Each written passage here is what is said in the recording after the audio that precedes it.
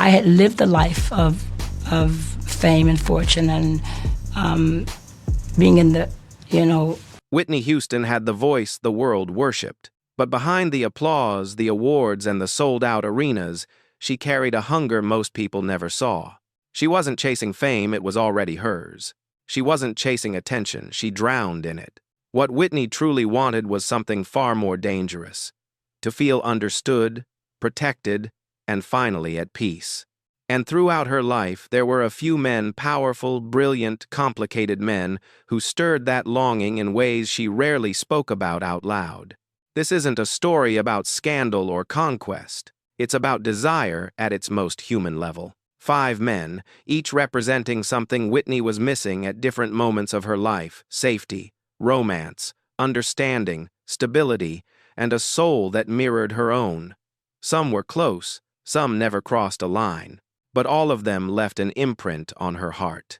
And when you look at who these men were, you begin to understand what Whitney Houston was really searching for all along.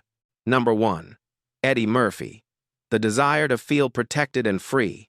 Eddie Murphy entered Whitney Houston's life at a moment when pressure was beginning to outweigh joy. He was powerful, untouchable, and effortlessly confident. By the late 1980s and early 1990s, Murphy wasn't just a movie star, he was an institution, and that mattered to Whitney. Around Eddie, she didn't have to explain herself. She didn't have to perform vulnerability or strength. He matched her level of fame, which meant she could finally stop apologizing for her success. There was something intoxicating about being with a man who could handle her world without being intimidated by it. Whitney was drawn to Eddie's humor as much as his status. Laughter became a release valve for her. With him, life felt lighter, less serious, less like a constant test. He made space for her to relax, to be playful, to be a woman instead of an icon.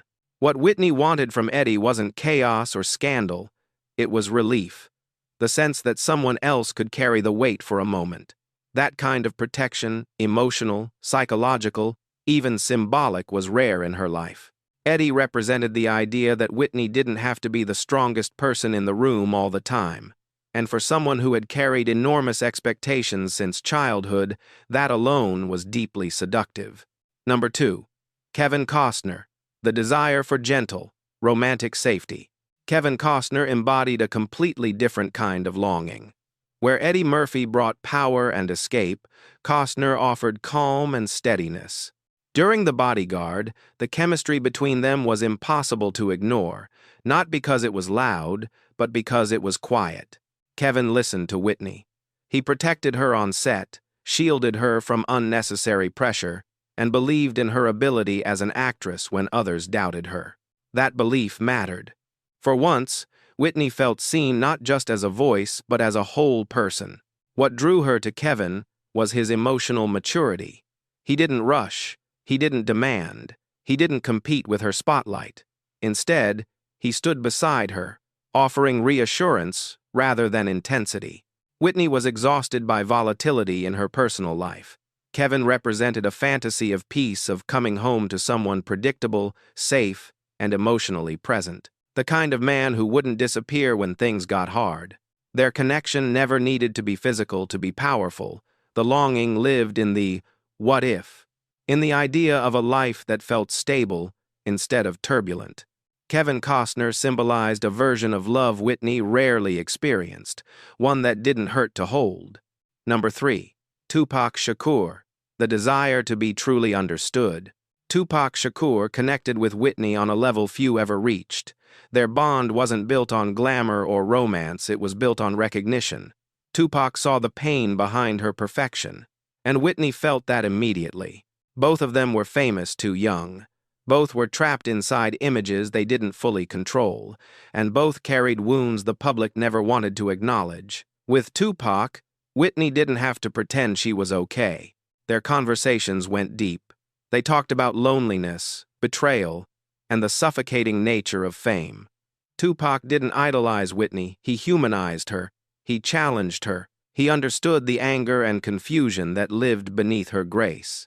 What Whitney wanted from Tupac wasn't safety in the traditional sense. It was honesty. Someone who could sit with her darkness without trying to fix it. Someone who didn't expect her to be angelic. There was an intensity between them that felt dangerous precisely because it was real. Tupac didn't offer escape or calm, he offered truth. And truth can be intoxicating when you've spent your life being misunderstood. For Whitney, Tupac represented emotional recognition, the feeling of being seen without judgment. And that kind of understanding can feel more intimate than any physical connection. Number 4. Denzel Washington. The desire for stability and respect. Denzel Washington represented something Whitney longed for but rarely found. Grounded masculinity. He was disciplined, principled, and deeply rooted in his values. Around him, there was no chaos, only control. Whitney admired Denzel's strength because it wasn't loud. He didn't need to dominate a room. His presence alone commanded respect, and after years of emotional turbulence, that kind of steadiness felt like a lifeline. What Whitney wanted from Denzel wasn't passion, it was peace. A partner who could stand firm when everything else felt unstable. Someone who didn't feed off drama or thrive on excess. Denzel symbolized adulthood in its healthiest form. Responsibility, boundaries, moral clarity.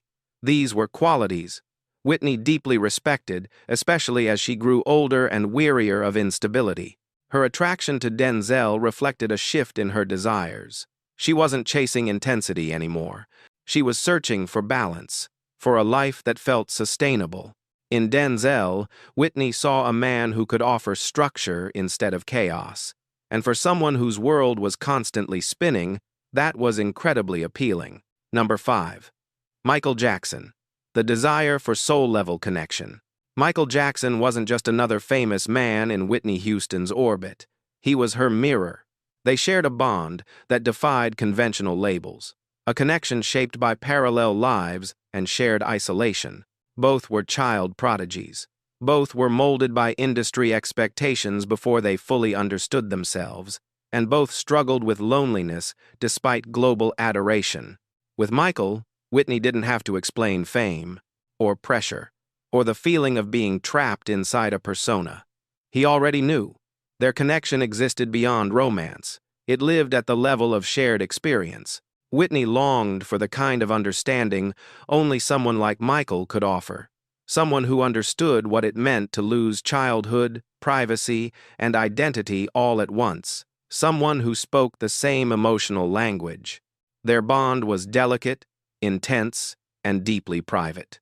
It wasn't about desire in the physical sense, it was about recognition. About finding someone who felt familiar at the soul level. Michael represented the one place Whitney could feel completely unguarded. No expectations, no explanations, just mutual knowing. If Whitney Houston ever wanted to be held not by a man, but by understanding, it was with Michael Jackson. Because sometimes the deepest longing isn't for love or safety. It's for someone who truly knows who you are.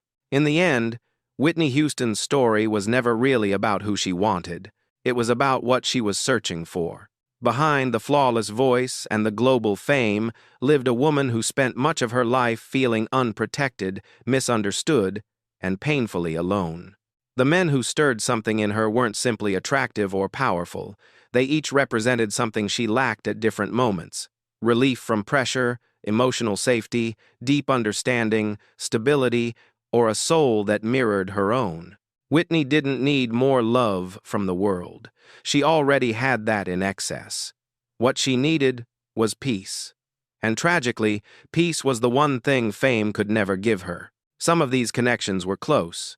Others remained unspoken. A few lived only in imagination. But every one of them reveals the same truth.